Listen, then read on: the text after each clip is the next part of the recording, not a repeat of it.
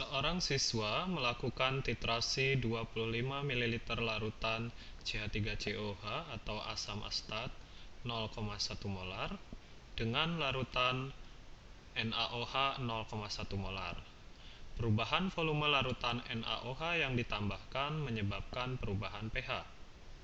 Grafik yang dapat dibuat adalah, untuk mengerjakan soal ini kita harus paham apa yang dititrasi dan apa yang mentitrasi. Yang pertama, kita ilustrasikan seperti ini. Misalkan ini ada suatu botol. Ini isinya adalah zat yang ingin dititrasi, yaitu CH3COOH atau nama lainnya asam asetat. Kemudian ada pentitrasi.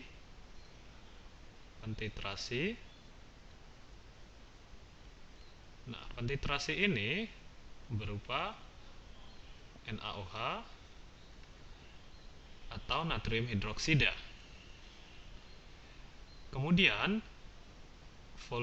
pH dari larutan CH3COH yang dititrasi atau ditetesi dengan NaOH ini diukur dan dibuat grafiknya. Larutan yang diteteskan ini atau larutan yang dititrasi yang di dalam tabung itu adalah CH3COOH. CH3COOH atau asam astat itu pH-nya asam. Sedangkan NaOH adalah basa. pH ada mulai dari berapa? Ya, pH itu mulai dari 0 sampai 14. Dengan titik tengahnya adalah 7. Berarti jika kita buat grafik, pH dari asam astat ini otomatis pasti di bawah 7.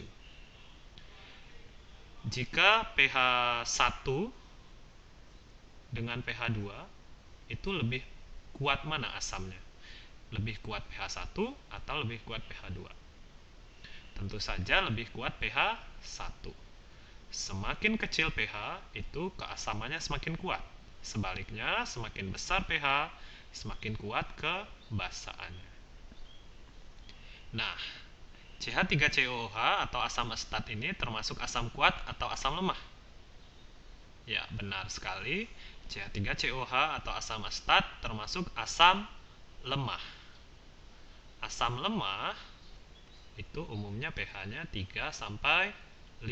Sedangkan yang asam kuat seperti asam sulfat, asam klorat, asam nitrat, asam klorida itu asam kuat biasanya pH-nya antara 1 dan 2. Berarti kalau kita gambar grafik, maka ini grafik pH-nya, ini misalkan pH-nya 7, di sini 0, di sini 14, maka titik permulaan dari titrasinya harusnya di tengah-tengahnya, harusnya tidak di bawah, karena dia asam astat itu adalah asam lemah, berarti titik permulaannya adalah sedikit di atas. Kemudian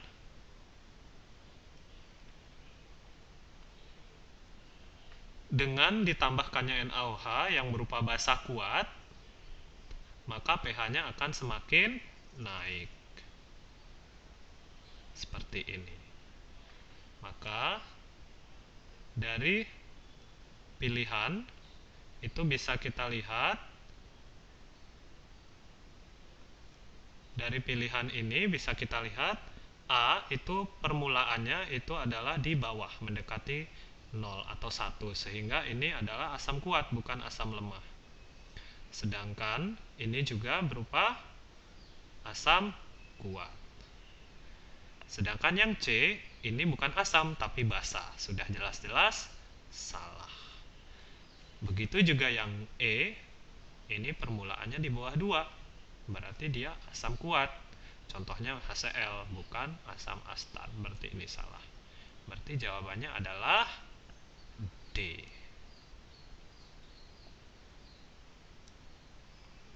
Apa jawabannya tadi? D.